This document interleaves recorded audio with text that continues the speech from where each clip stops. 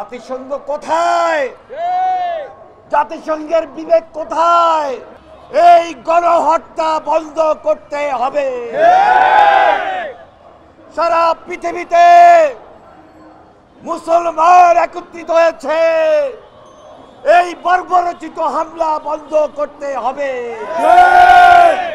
বাংলাদেশের ওলামায়ে মাশায়েখরা, বাংলাদেশের সকল মানুষ, 18 কোটি মানুষ ঐক্যবদ্ধ হয়েছে, এই গণহত্যা বন্ধ করতেই হবে।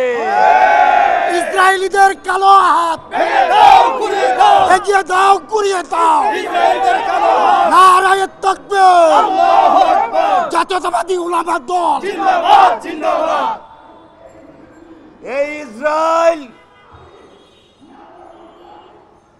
দীর্ঘদিন থেকে বছরের পর বছর, যুগের পর যুগ এই প্যালেস্টাইনের উপর গণহত্যা, বর্বরচিত হামলা, যেখানে নারী পুরুষকেও বাদ দেয়। এই যে শিশুদেরকে, এই যে অন্তঃসত্ত্বা নারীদেরকে, মহিলাদেরকে, পুরুষদেরকে একের পর এক হত্যা করে যাচ্ছে, জাতিসংঘ কোথায়? জাতিসংঘের বিবেক কোথায়? সারা বিশ্বের যে সকল গণতান্ত্রিক রাষ্ট্র আছে তাদের বিবেক এবং বক্তব্য কি হতে পারে?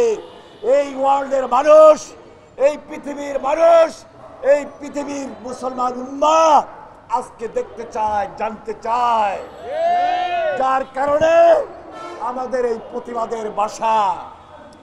আমরা জানি আমরা এখানে বসে একটা মিছিল করলে শেষ হয়ে যাবে না এই হত্যাযজ্ঞ, তবে আমাদের এই প্রতিবাদকে অব্যাহত রাখাই এখন মূল কাজ।